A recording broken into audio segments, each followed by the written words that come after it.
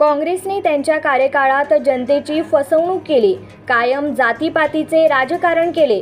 त्यामुळेच 2014 मध्ये जनतेने त्यांना सत्तेच्या बाहेर फेकले। त्यानंतर आलेल्या मोदी सरकारने अनेक विकास कामे केली, लोकांना विश्वासात घेऊन विविध योजना राबवल्या। या काळातील लोकांना या योजनेचा लाभ दिला। विकास आणि समृद्धीसाठी नरेंद्र मोदी यांना तिसऱ्यांदा पंतप्रधानपदी बसवण्यासाठी सोलापुरातून महायुतीचे उमेदवार राम सातपुते यांना प्रचंड बहुमताने निवडून आणा, असे आवाहन आमदार सुभाष देशमुख यांनी भंडारकवठे येथील सभेत केले। माननीय पंतप्रधानांचा जन्मदिवसाचा औचित्य साधून 17 सप्टेंबरला योजना काढली। विश्वकर्मा योजना ह्या 12 बलुतेदारांसाठी ही योजना आहे।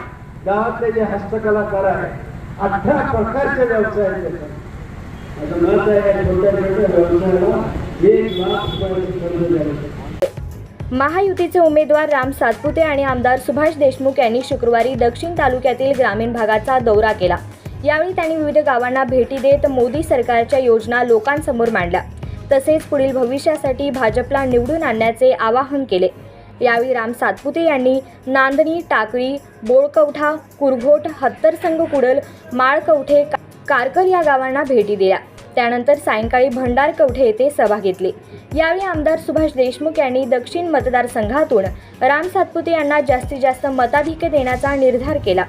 यावेळी तालुकाध्यक्ष संगप्पा केरके, सरपंच भीमाशंकर बबलेश्वर, डॉक्टर हविनाळे, संदीप टेळे, आप्पासाहेब पाटील, अंबिका पाटील, जगन्नाथ गायकवाड, हनुमंत कुलकर्णी, हनुमंत पुजारी, यतीन शहा, सोमनिंग कमळे व ग्रामस्थ मोठ्या संख्येने उपस्थित होते।